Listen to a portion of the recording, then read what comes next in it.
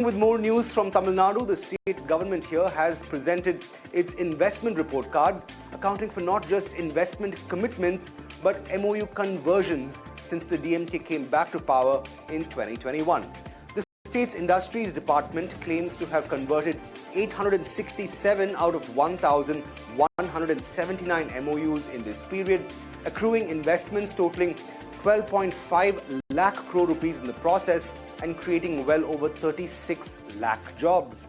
In an exclusive chat with me on South Central, Industries Minister TRB Rajaa told ET Now that one of Tamil Nadu's biggest achievements is to have shrunk investment timelines, adding that entire investment outlays made by auto majors like VinFast and Tata Motors passenger vehicles took place in just under 17 months. The minister also gave me the inside story on Ford's long-awaited comeback to India and Tamil Nadu's no-show at Davos this year. Listen in. It was my chief minister himself. He's always been about credibility, right? His regime has always been about credibility. It's about hard work. In fact, when I finished today, I spoke about this. I said it's all about hard work and credibility. These are the things that we all work on. For us, as in charge of any portfolio, we always think that we always ensure that we put out the facts to the chief minister, and he always scrutinizes each and every one of us every single day. He has a dashboard.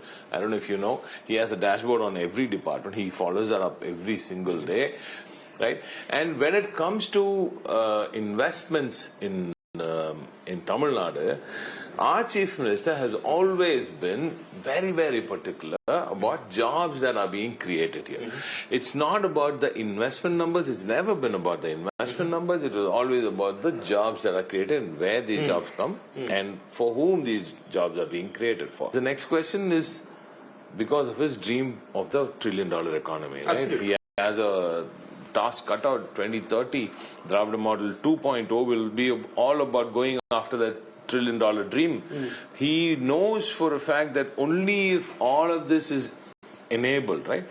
Jobs for all the educated, jobs for women in rural areas, opening up new industrial corridors. So our chief minister has always been very, very clear about putting out facts, and we have been very clear about giving him facts every single day. And he had asked us to show numbers to the people of Tamil Nadu because they had given us a mandate for 5 years, including the 2 years which we had to fight through because of COVID and the mess because of the last regime. So in 21 and 22, we fought hard to pull Tamil Nadu back from the depths that it was in before. And then he started building on that. The first thing they come, when they, let's say this is a foreigner, right? This is a foreign investment. Now, once they come into India, they choose which state is the right, which ecosystem is right and ripe for them to come in, set up that shop and set up their investment, and where would it thrive is their first thought. They come scouting, they look up a place, they choose a state first, and then within the state they choose a location, and then they come in. Now, when they come in with an investment, let's say the investment is 1,000 crores, right, to start with. Now, they would come and meet the government and they will say, I want to invest 1,000 crores in this factory, which is going to be built over a period of 3 years, or some say 5 years, okay. Certain cases also 10 years, right. There's always a number. There's always a number of years over which this investment will come through, okay. Now, let's say 1,000 in 3 years, right? Now, once you do that, in Tamil Nadu, what happens differently in Tamil Nadu rather than in other states is that we tell them that, okay, now you want to put this kind of factory, and we know that this kind of job is going to be created in that factory. So we think that this is the right place for you. So now this 1,000 crore investment is being taken and distributed growth is made to happen, right? This is what our chief minister is doing. He's making sure distributed growth happens for his $1 trillion economy dream, right? And then they go there. Let's say they decide to go to Thoothukudi. Now, here, they tell you that 1,000 crores over 3 years will be invested. No investment happens on day zero itself, day one itself, right? They won't come, they have to buy land. They have to apply for clearances. They have to pay environmental costs. If you're going for a corporate environmental responsibility, and they have to maybe set aside money to plant trees somewhere if there is a environmental impact somewhere, right? So all of this needs to go in. Now this time is what we shrink in Tamil Nadu. This is why you see, because of the speed of governance, because of the ease of doing governance in Tamil Nadu, this time is being shrunk to about 16 months, 17 months. Look at how fast we got VinFast, right? Now VinFast happened under 17 months. Now Tata JLR in 16 months.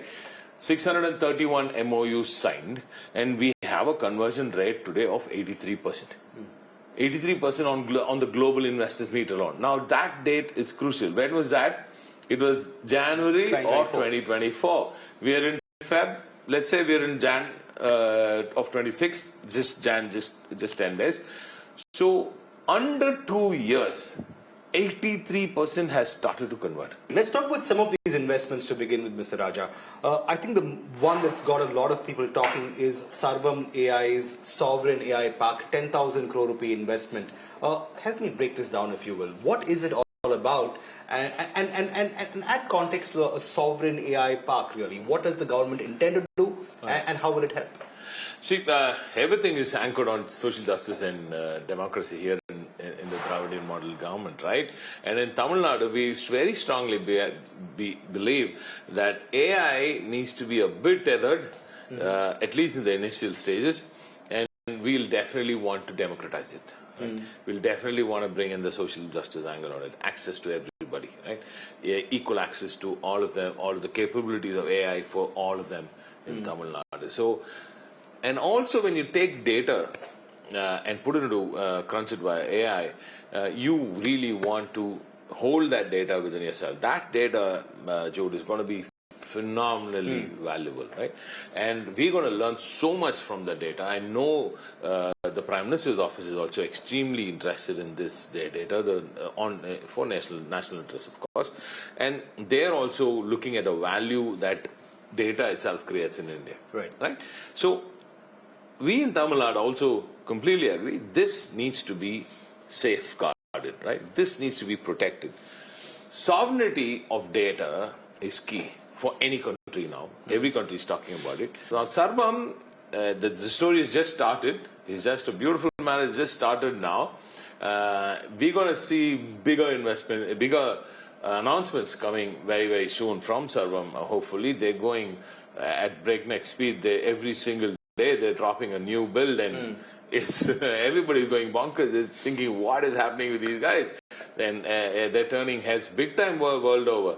And the government of Tamil Nadu is fully committed to backing them in more ways than we have already told you. We're going to think of more ways to connect with them and more ways to utilize the expertise of Sarvam AI. And you will see some really good announcements coming through during the AI summit also, hopefully. But another big investment that I think has not just grabbed headlines, but also captured imagination right here in Chennai and Tamil Nadu is Ford's big comeback. Might I add, it has also been a landmark of sorts in the 2.5 years that you've spent as industries minister. A company that decided to exit the India business, exit the factory that they had here in Maraimalai Nagar, a legacy plant, so to speak, but then being convinced and wrangled back in, even if it's to just build powertrains for the export market. Now that we're sitting down and having this conversation long after that has passed and you've exceeded those investment targets, tell me the story of how it happened. Oh, that came straight out of the heart of my chief minister. He was very, very keen.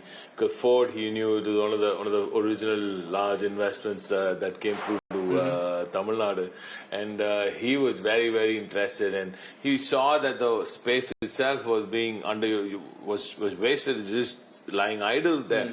And he saw how finding new spaces in Tamil Nadu was also becoming a problem.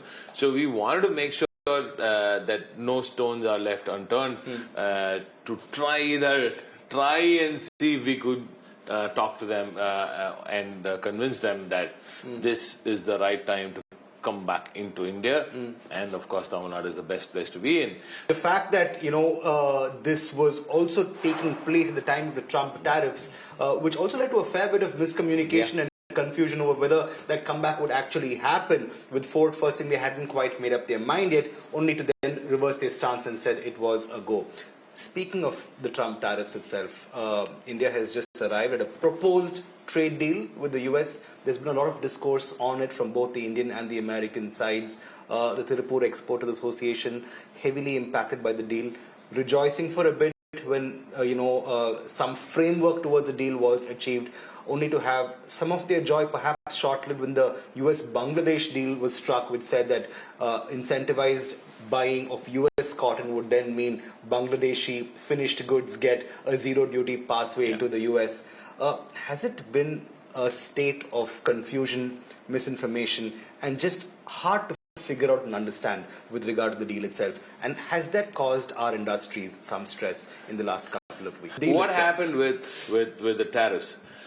With the tariffs, the Tamil Nadu government has been absolutely mature in its stand. My chief minister has always said tariffs are these issues are between two countries, our country and a foreign country, and we should completely back the Prime Minister's office on this, right? And I have been very vociferous, and I strongly believe that on these tariff wars, all of us must stay united for the national security itself, and of course in the interest of our farmers and even people like this, the fishermen who are being affected because of the seafood export tariffs, right? Right. So it's a very, very tricky time to hold diplomatic talks, and I'm hoping something better will come out after hearing all of this now from one side of the story, from one side, from the other side itself, and not much from much clarity here in India. I would definitely love to hear more positive stories coming in from Delhi, and I'm hoping there's nothing much. There's no impact on for the farmers here. Absolutely. I'm hoping that their interest is completely saved. I'm also hoping that the textile story that we are hearing about cotton being, if cotton is imported and from then, if yarn is produced in Bangladesh, and if it becomes a finished product, then it is 0%. Now I'm also hoping our textiles clusters can also take the same route, but what sort of impact that puts on our textile industry needs a lot of thought. So I'm being very cautious here because I don't want to make this political. I'm very, very plain about this. I do not want to make tariffs political. I don't think anybody in India should make tariffs political. We are enforcing full trust on the government of India to do the right thing for our farmers and for our manufacturers and for our exporters. But that said, US is the biggest market in the world. Who are we kidding? We can't just we can't wish away the US. The US needs to be our very strong partner, and we have to continue our exports to the US. So I'm hoping more clarity will come in the near future. But as of now, we're trying to do our best for the textile industry, for the seafood industry also. We're trying to help them with a bit of a push here, and we might have a good announcement coming through soon. For the textile industry, we're also going up the value chain. We're trying to go into technical textiles. So we brought in a unit called RGE from Indonesia. They're based out of Singapore though, and they're putting up a large unit here for viscose, right? For natural, it's a very environmentally friendly viscose. So that's going to create a large value chain in the technical textiles. But Mr. Rajaa, just looking at the time and place where we are at, the Davos summit, the World Economic Forum, was held barely a few weeks ago, and Tamil Nadu was perhaps the only South Indian state conspicuous by its absence. I understand the assembly had just begun its session, so to speak, which perhaps prompted you to give the summit a skip, but a delegation from the state was also not present there. But I sometimes wonder, have you come to a place right now where you're perhaps questioning the relevance of the summit to begin with? And is that why it perhaps wasn't as much of a priority to you this year as it was in years past? This has been a talk of late that Davos is becoming less relevant, but I wouldn't say that. That will be belittling other states that have gone there. I don't think they're doing their best to go and pitch. See, Davos has never been about fetching investments. It was never that, right? Some states are doing it. I see it borderline comical that they go do MOUs there. I don't think Chandrababu Naidu garu also does that. He doesn't sign MOUs because he's the original Davos guy. You know that, right? So he's the one who actually started the Davos trip for India. We're all thankful to him for that. And I don't know if he signed MOUs this time, but usually he doesn't sign because Davos is just a place to start a conversation, right? I mean, I basically see Davos as the place to start a conversation and not as a place to do MOUs, right? But this time around it was the assembly, so I couldn't go there. If the DMK does win in 2026, which I'm sure you would agree it is going to win, would you like to come back? The DMK is coming back. As Industries Minister. See, I'm more worried about doing what is right for my constituency right now. I'm thinking more about getting more jobs into my constituency, getting more growth into my constituency, and that is all I'm thinking about in the capacity as an MLA. So any responsibility, that's how my chief minister calls it. He doesn't call it he calls it purp. That's what my late leader Kalinga told him. So he calls it responsibility is given by the chief minister is good enough for us. There are phenomenally talented people all across DMK, and so many of them can do the same job that I'm doing.